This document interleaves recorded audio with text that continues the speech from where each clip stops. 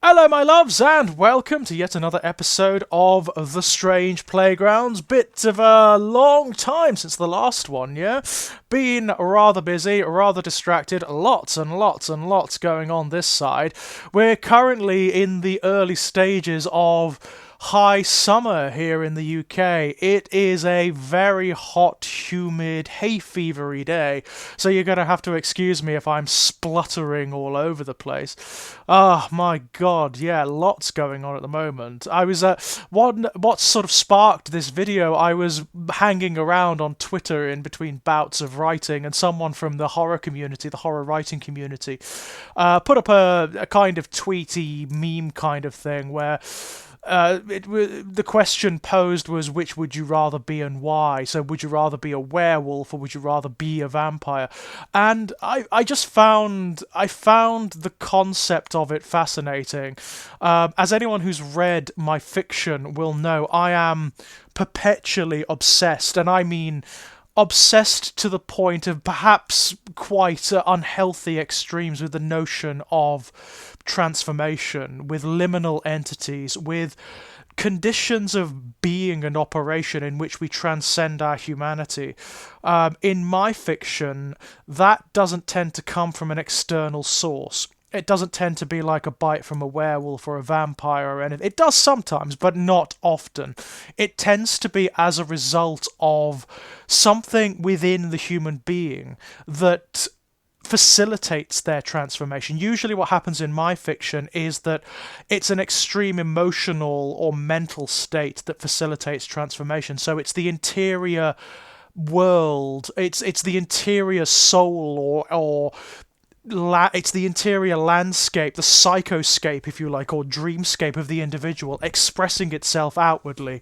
There's no sort of external rite or ritual or process by which it happens. There's nothing imposing itself and therefore imposing its own rules upon the transformation. It tends to be messy and uncertain and something whereby that's without intention. So it's something that happens without the subject's knowledge of how or why. It just does. Something occurs that makes it happen, and it's fueled by interior states of thought and emotion. So there is a story in Strange Playgrounds where the state of lovers, where a woman basically realizes that she can she's effectively a goddess. She can reshape reality through her intentions, her dreams, her desires. There are any number of stories where human beings literally skin themselves or turn inside out or find their anatomies rearranging around them as a result of something that is happening within them, as a result of their own mental processes. It's often extreme emotional states like love or desire or despair or fury or anger or something like that that facilitates the transformation. And that is true of the vampire, the werewolf, the liminal entities that inhabit our folklore and our mythologies are metaphorical expressions of that too. They are not, despite being presented in abstruse terms, they're not divorced from humanity at all. They're part of humanity. They're expressing something within us that is otherwise sublimated, drives, concerns, agendas, biases, parts of our emotional and psychological conditions, parts of our abstract states, if you like, that are generally not discussed in mainstream culture or in day-to-day discourse, but which we require some form of expression for. So when you say something like, which would you rather be, a werewolf or a vampire, you already are. You're both of them at once, in many, many, many respects. You already are these creatures, because they are expressing humanity. They're just expressing parts of humanity and parts of our interior landscapes that don't always come up. For me, the dichotomy of the question is problematic because it's a bit of fun. It's not meant to be serious, but I couldn't help it hurtling me down this particular path of thought. Yeah, for me, it doesn't matter. For me, it doesn't matter. The point is to be liminal, to be mythic. Clive Barker explores this all the time, as interestingly do a lot of queer LGBTQ writers, or writers who are not part of the mainstream for whatever reason, are writers who are expressing states of being that are not prescribed, not part of the more usual narratives that inform culture, society, and our sense of identity. It's very, very common, not universal, but very common for stories by queer writers to be dynamically different from those written by straight writers, particularly within speculative fiction like horror, science fiction, and fantasy. It's not universally true to any degree, and I absolutely will not speak for other LGBTQ writers, or indeed for my straight brothers and sisters. But what I can tell you from A, my own experience of being a queer writer, and B, my experience of reading widely the fiction of queer writers within these arenas, is that the principal dynamic difference is that whereas straight writers who are operating within similar genre specifications tend to be more absolute. They're like, if you take, for example, the dynamic between, say, Stephen King and Clive Barker, which is classic, Stephen King is more standardized in terms of his representation of the monstrous and the heroic, or the good and the evil. So very often in Stephen King's work, again, not universally, but generally speaking, the evil is absolute and it is elementally evil, right? There is no question over the fact that it is evil, that the force, the monster, the creature, the entity, the murderer, whatever, they are evil for the sake of being evil. You read Clive Barker's work, and when you find antagonistic forces in Clive Barker's work, there is a tendency for them to be far more ambiguous, and indeed for the protagonistic characters to be much more ambiguous too. There is this overlap and this interplay between what is considered to be villainous, monstrous, heroic, antagonistic, protagonistic. Those very tight prescriptions break down, and as a result of that, you find that there's far more in the way of complexity, ambiguity, and for many of us, points of identification with the antagonistic forces, the villainous forces, the creatures that are monstrous. Again, I really would say this is not a universal dichotomy. It is not the case that all queer writers write like this and all straight writers write like this. That is not the case. But it's just something I've found to be generally true. I found that straight writers within horror are more interested in exploring external threats, that which comes from the outside and which threatens particular meta-narratives of stability. So within Stephen King, it's often a threat to the family unit. It's often a threat to children, for example. With Barker and with other queer writers, it is more the case that the monstrous comes from within those structures. The evil is part of those structures and part of their oppression and isolationism and their exclusionary tendencies. As a result, you often get protagonists in stories that are written by queer writers that would, in other more traditional or in stories that are written by straight writers, they would be the villains, they would be the monsters. I mean, those of you who have read the Book of Queer Saints, the short story collection that I was most recently published in, will see this all the way through. In those stories, the whole ethos of that book, the sort of founding principle, is that the protagonists of the stories are the monsters. That's the point. And not only that, there is a celebration of the sincerely monstrous in those stories. They sort of throw away prescribed morality in a way that a lot of more traditional storytelling does not. And rather than presenting the monsters as something to be defeated, destroyed, exercised. It presents them as emblematic of something innate to humanity, no matter how foul or degraded or predatory they become.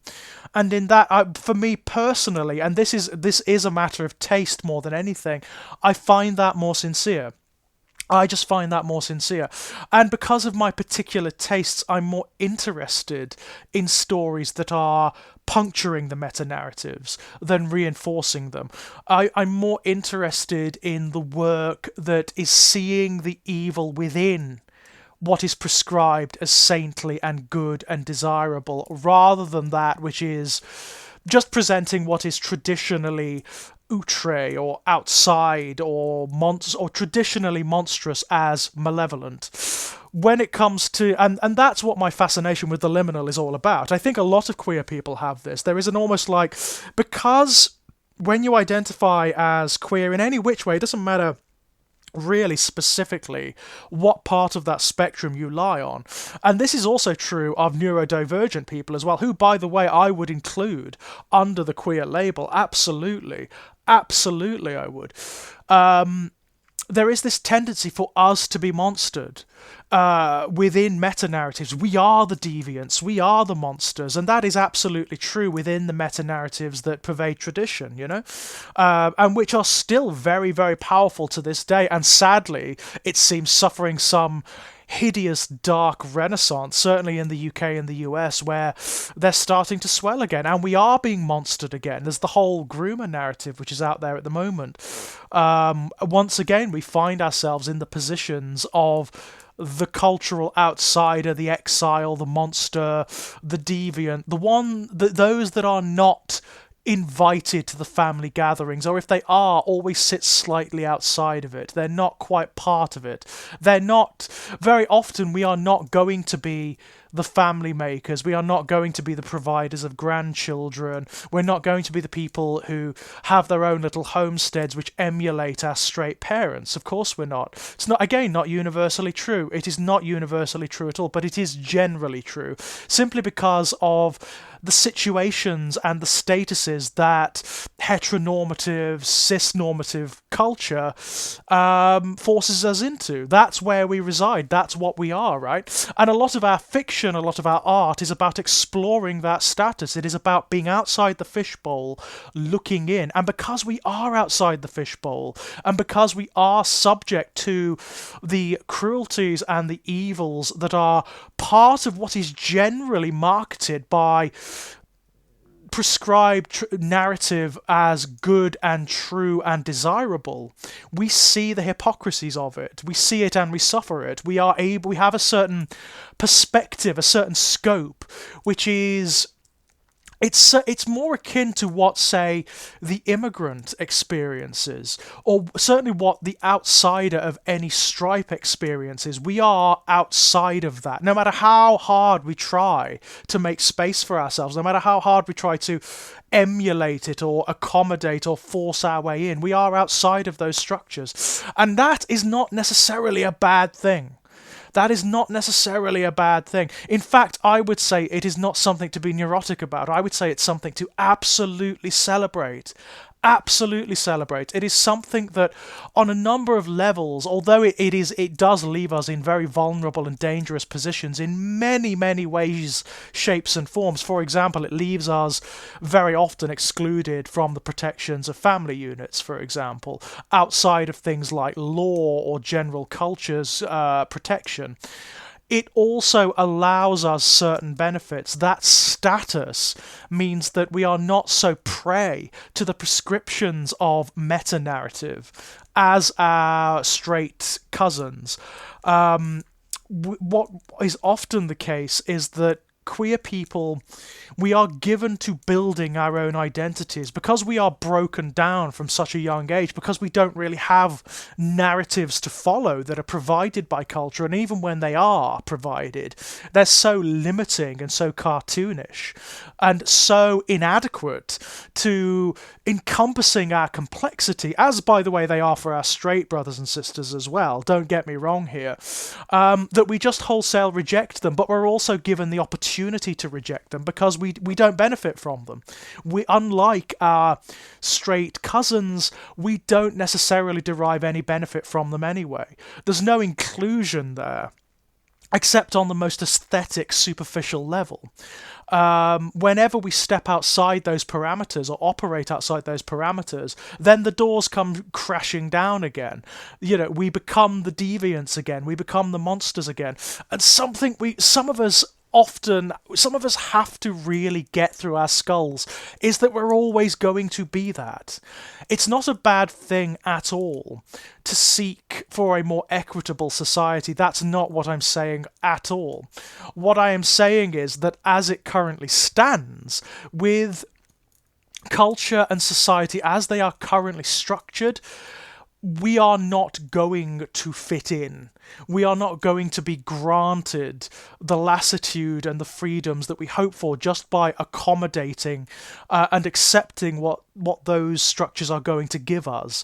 We have to force our own conditions. We have to establish who we are and what we are and where we are and call it our own, to the point whereby we have to get what straight society would definitely market as militant. We do have to do that. It's what we've always had to do, right?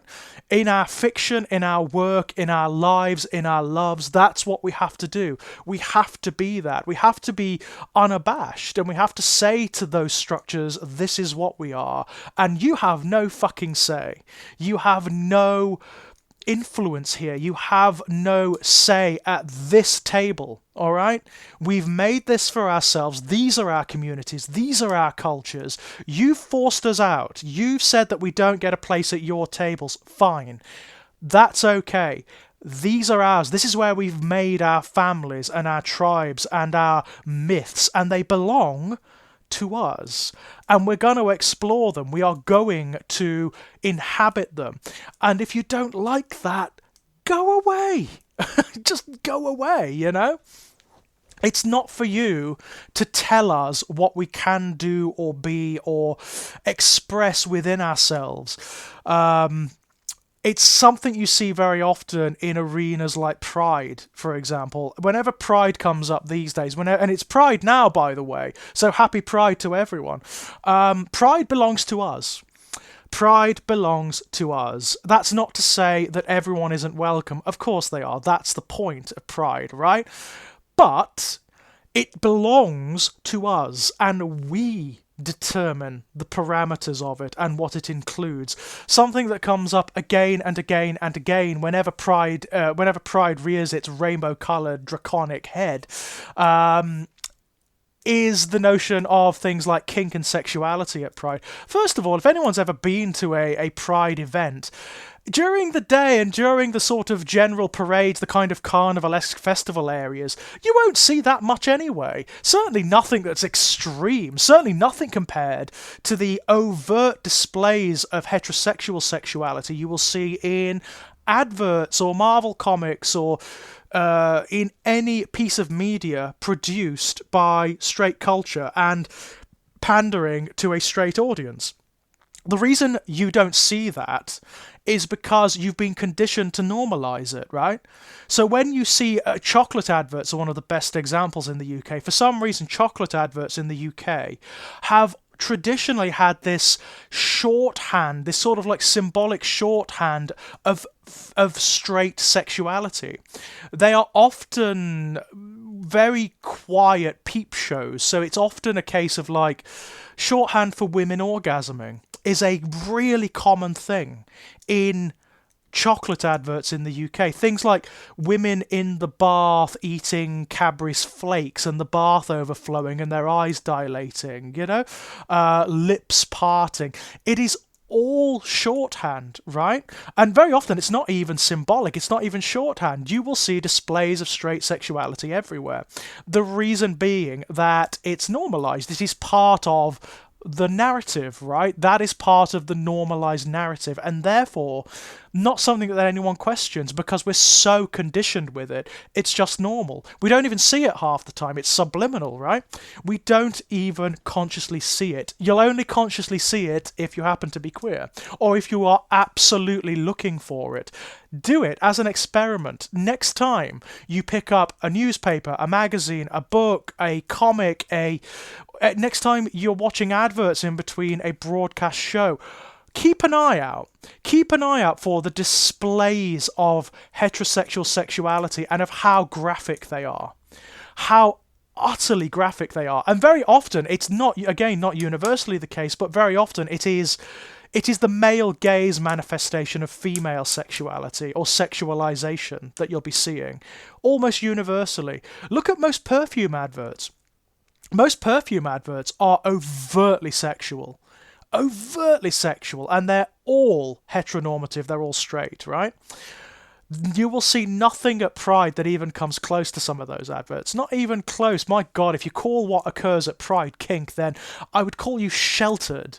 I would say there are places I could take you. There are places I could show you that would blow your tiny little minds. I mean, but it's a narrative that comes up again and again and again, and it's often the case of heteronormative culture trying to impose itself and wheedle its way into a queer space, right? Because the narratives of culture are such that they cannot stand any alternative. They will attempt to invade, infest, and transform from the inside any space that does not conform. It happens not just within queer culture, but within any culture, any movement that is considered to be corrosive or deviant. It happens with a lot of musical movements and fashion movements like rave, for example, or punk or gothicism, or anything like that. The indie movement, anything like that. Culture has this habit of, when it can't crush them outright, when it cannot demonize them to the point whereby they go away, it invades them and transforms them from within. It softens them and takes away their teeth. It provides a cartoon caricature of what it wants them to be. And then that slowly becomes normalized. It's happened with us. It's happened with gay people. The best example I can think of is if you watch daytime dramas or soap operas or anything like that include gay characters, particularly gay men. Look at the types that come up. Look at the caricatures that they provide. The caricatures are always one of two. There are only two archetypes of gay men that occur in those shows. There's the safe queer, the pet queer, the cartoon queer, who often works behind the bar or in a hair salon or a nail salon and is cartoonishly effeminate, expressive, very, very aesthetic. They're obsessed with surface details and superficiality. That's the safe queer, because they're identifiable, they're cartoonish, they're effeminate, and therefore no threat to anyone. The other one is the in-the-closet, in-denial queer, who will end up ruining several different relationships, several family structures before moving on and finally accepting themselves. What you won't see almost never is just the incidental character who happens to be gay or trans or whatever, who doesn't conform to any particular stereotype, who is just a person. You will never see that, because that's not the space that the meta-narrative wants. That's not what it wants, because those of us who are like that, and by the way, there are more of us like that than there are the stereotypes, yeah? There are people who conform to those stereotypes, absolutely there are, and who inhabit them, absolutely. But there are more of us who just happen to be gay, or queer, or non-binary, or transgender, who don't express in those stereotyped or prescribed ways.